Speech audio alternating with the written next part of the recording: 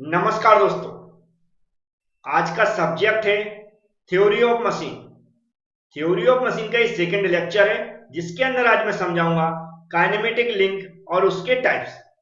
यह जो लेक्चर आज आप समझ रहे हैं यूट्यूब पर, इसको आप एबी क्लासेस ऐप पर भी देख सकते हैं।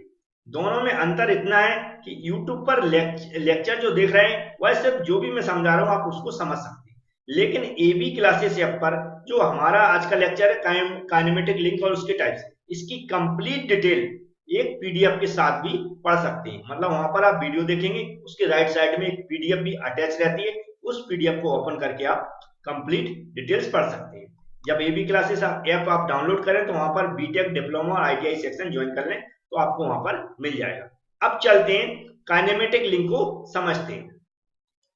तो यहां पर आप देख रहे हैं डेफिनेशन लिखी हुई काइनेमेटिक लिंक की, जिसको पढ़कर आप भी समझ सकते हैं, लेकिन मेरा अपना तरीका समझाने का कुछ डायग्राम के साथ। तो यहाँ पर कुछ मैंने डायग्राम लिए हैं, यहाँ पर देख रहे हैं दो डायग्राम लिए, दोनों डायग्राम के थ्रू कुछ ना कुछ समझने की कोशिश करें। तो यहाँ लगा काइनेमेटिक लिंक। सबसे पहले हमें ये समझना होगा लिंक आखिर होती क्या है। लिंक को हम एलिमेंट के नाम से भी जानते हैं, क्या लिंक या फिर एलिमेंट। अब इसको हम अगर नॉर्मल भाषा में बोल दें, क्योंकि हम क्या पढ़ रहे हैं थ्योरी ऑफ मशीन, तो मैक्सिमम मशीन की बात करते हैं। मशीन में भी हमने पूरी बुक के अंदर जो भी देखी होंगी उसमें सबसे ज्यादा एग्जांपल किसके रहते हैं, आईसी इंजन के रहते हैं, इंटरनल कंबस्शन इंजन के रहते हैं। तो वहां यहाँ पर हमने वही सब एग्जांपल लिए। अगर जैसा मैंने समझाया था लिंक के एलिमेंट को हम नॉर्मल भाषा में बोले तो मशीन का पार्ट भी बोल सकते हैं। क्या बोल सकते हैं? कोई भी मशीन का पार्ट, जिसे हम क्या बोलते हैं, एलिमेंट या फिर लिंक। लेकिन काइनेमेटिक नहीं बोलेंगे अभी। कब बोलेंगे मैं समझा रहा हूं। नॉर्मल मैंने क्या समझाया, लिंक के एलिमेंट को हम क्या बोल सकते हैं, किसी मशीन का पार्ट।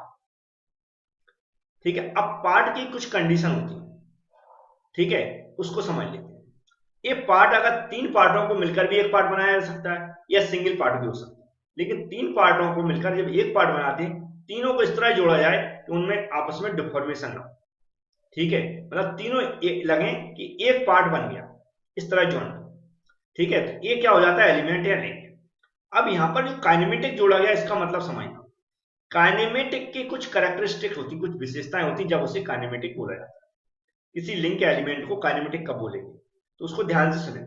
पहली तो क्या होना चाहिए, जो भी हमारे मशीन के पार्ट्स हैं, अगर उन मशीन के पार्ट्स को एक दूसरे पार्ट से जोड़ दिया जाए, क्या जब किसी दूसरे पार्ट से जोड़ दिया जाए तो उनके बीच में कैसा होना चाहिए, रिलेटिव मोशन होना चाहिए। कैसा होना चाहिए, रिलेटिव मोशन। अब रिलेटिव मोशन का मतलब क्या होता है? रिलेटिव मोशन का मतलब होता है कि जब एक पार्ट पे हम किसी फोर्स लगाएं तो वह पार्ट किसी दूसरे पार्ट को फोर्स को ट्रांसफर कर सके, जिससे क्या हो, जब एक मूव हो तो उसके साथ दूसरा भी मूव हो सके। ठीक है, मोशन कर सके, घूम सके। ये समझ में आ गया। पहला क्या हुआ कि उन पार्ट्सों के बीच में रिलेटिव मोशन हो। रिलेटिव मोशन का मतलब मैंने बता दिया, जब एक पार्ट घूमे तो उसके साथ दूसरा भी घूमने लगे, इस तरह उनमें ज्वाइंट क्रिएट हो। दूसरी कंडीशन होती है कि वह पार्ट कैसा हो, रेजिस्टेंट हो। कैसा हो, ऐसा बोलते हैं रेजिस्टेंट बॉडी। एक्चुअली दो टाइप्स की बॉडी होती है, एक रिजिड बॉडी, एक रेजिस्टेंट बॉडी। रिजिड बॉडी उस बॉडी को बोलते हैं कि जब हम उसमें फोर्स लगाएं तो उसके अंदर किसी भी प्रकार का डिफॉर्मेशन नहीं होना चाहिए।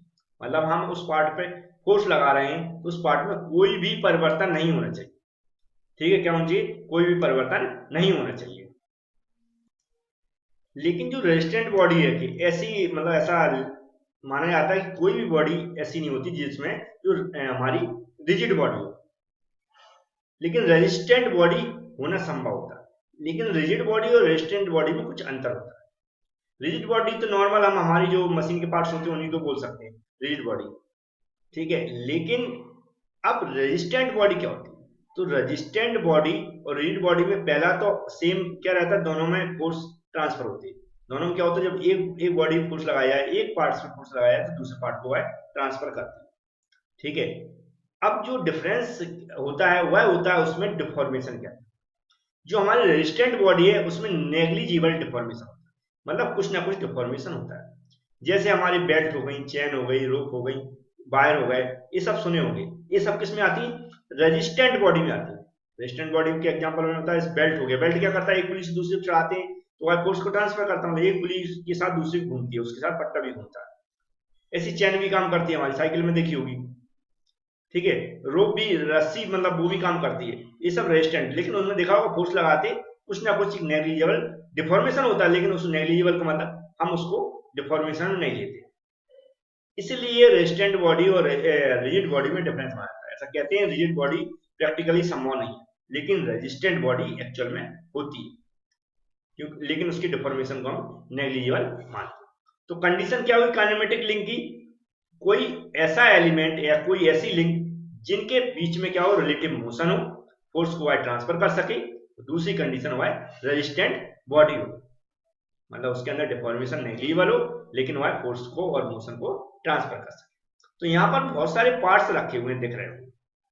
इन्हीं पार्ट्सों को जैसे मैंने बताया क्या है, एलिमेंट है या काइनेमेटिक लिंक है। क्योंकि ये पार्ट्स ऐसे हैं, इन पार्ट्सों को जब असेंबल किया जाता है तो क्या करते हैं, जब एक पार्ट्स को मूव कराते हैं उसके साथ और भी अदर पार्ट्स घूमते हैं। जैसे कि यहाँ पर एक डायग्राम लिया हुआ है, आपको दिख रहा है सिलेंडर बना हुआ है, सिलेंडर के अंदर पिस्टन बनी हुई है, पिस्टन रॉड बनी हुई है, ठीक है, और इंजन फ्रेम बना हुआ है, स्मॉल एंड बेयरिंग बना, कनेक्टिंग रॉड बनी, ये सारे पार्ट्स बने हुए।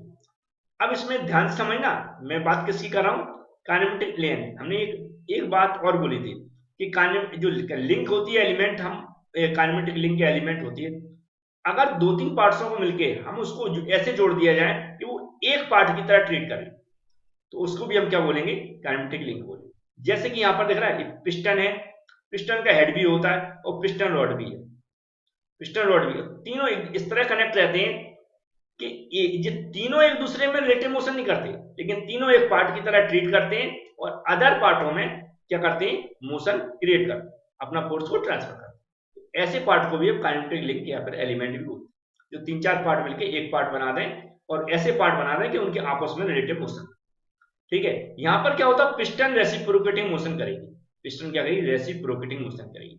जैसे ये मोशन करती है, जिसके साथ क्या जुड़ी, कनेक्टिंग रॉड जुड़ी है, उसके साथ कनेक्टिंग रॉड ऑटोमेटिक मोशन करने लगेगी, इसके साथ क्रैंकशाफ्ट जुड़ी हुई है, फ्लाईव्हील जुड़ी है, ऐसे जो भी पार्ट्स जुड़े हुए हैं ये क्या करते हैं, आपस में रिलेटिव मोशन करते हैं, एक पार्ट के मोशन से अदर पार्ट भी घूमते हैं, इसे बोलते हैं हम रिलेटिव मोशन। तो ये हो गई हमारी काइनेमेटिक लिंक, उसकी मैंने सारी विशेषता बता दी, सबको समझा दिया, अच्छे समझ में आ गया।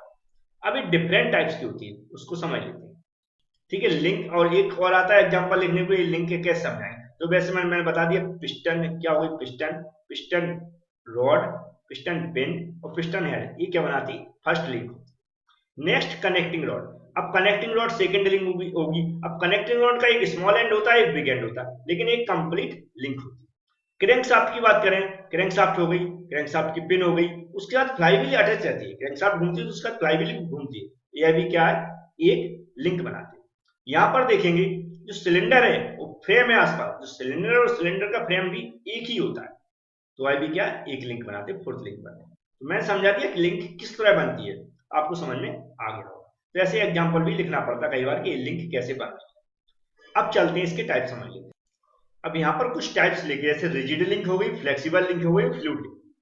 रिजिड लिंक का नॉर्मल एग्जांपल देखें तो जो भी हमारे सामने इंजन के पार्ट्स देख रहे हैं, अगर इनको सिंगल सिंगल पार्टों में देखा जाए तो ये रिजिड बॉडी है, रिजिड लिंक है, रिजिड एलिमेंट। इसकी डेफिनेशन के आधार पर इसको डिफाइन ऐसे किया जाता है कि जब हम किसी बॉडी पर, किसी एलिमेंट पर, किसी लिंक पर फोर्स लगाते हैं तो फोर्स के थ्रू जो मोशन होता है वह तो मोशन ट्रांसफर हो, लेकिन जिस लिंक पर, जिस एलिमेंट पर फोर्स लगा रहा है उसमें डिफॉर्मेशन ना के बराबर हो, नेग्लिजिबल हो, ऐसी लिंक को हम क्या बोलते हैं, रिजिड लिंक बोलते हैं। लेकिन जैसे पहले भी बता चुके डेफिनेशन में कि रिजिड लिंक है वह प्रैक्टिकली पॉसिबल नहीं है, लेकिन रेजिस्टेंट लिंक पॉसिबल है, उसमें डिफॉर्मेशन होता है लेकिन उसको नेग्लिजिबल मानते हैं। नेक्स्ट है फ्लेक्सिबल लिंक। फ्लेक्सिबल लिंक मतलब होता है कि फ्लेक्सिबिलिटी हो थोड़ी, मतलब जब हम किसी एलिमेंट पे या जो हमारा लिंक है उस पर फोर्स लगाएं तो फोर्स ट्रांसफर हो, क्या हो, फोर्स ट्रांसफर हो, लेकिन उसमें जो डिफॉर्मेशन हो उसको हम नेग्लिजिबल करें, क्योंकि उसमें जो मोशन, फोर्स के कारण जो मोशन हो रहा है वह कंप्लीट एक पार्ट से दूसरे पार्ट में ट्रांसफर हो रहा है। तो फ्लेक्सिबल लिंक का ही एग्जांपल है बेल्ट, रोप, चेन। ये बेल्ट देखो फ्लेक्सिबल होते हैं, जब दो पुली पे हम बेल्ट को चढ़ा देते हैं तो फ्लेक्सिबल होते हैं, लेकिन एक पार्ट से दूसरे पार्ट को घुमाते हैं, मोशन कराते हैं, एक होते हैं फ्लेक्सिबल। नेक्स्ट है फ्लूइड लिंक। फ्लूइड लिंक मतलब फ्लूइड के थ्रू, फ्लूइड जानते हैं, जो ऑयल है, लिक्विड है, वाटर है, ये सब क्या फ्लूइड है। तो इस फ्लूइड के थ्रू जब हम मोशन क्रिएट करें, मोशन क्रिएट क्या होता है, फ्लूइड क्या करता है, किसी को मतलब कंप्रेस करता है, प्रेशर डालता है। एक फ्लूइड जब किसी पार्ट्स में क्या डालेगा, प्रेशर डालेगा, उसको कंप्रेस करेगा, तो क्या होता है उस पार्ट्स के अंदर क्या होता है, मोशन क्रिएट होता है। हाइड्रोलिक जैक देखे होंगे, क्रेन वगैरह देखी होंगी आपने, हाइड्रोलिक ब्रेक देखे होंगे, लिफ्ट देखी होंगी। इस तरह के बहुत सारे एग्जांपल है जहां फ्लूइड के प्रेशर और उसके कंप्रेशन के थ्रू हम किसी पार्ट्स में मोशन क्रिएट करते हैं। तो ये कुछ डिफरेंट टाइप्स की लिंक्स थी। क्वेश्चन पूछा जाता तो आप लिख सकते हैं, नहीं तो आपको बहुत कुछ थोड़ी बहुत नॉलेज मिली होगी, समझ में आया हो तो वीडियो देखें और भी आगे की जो भी टॉपिक आने वाले जुड़े रहें और देखें। Thank you.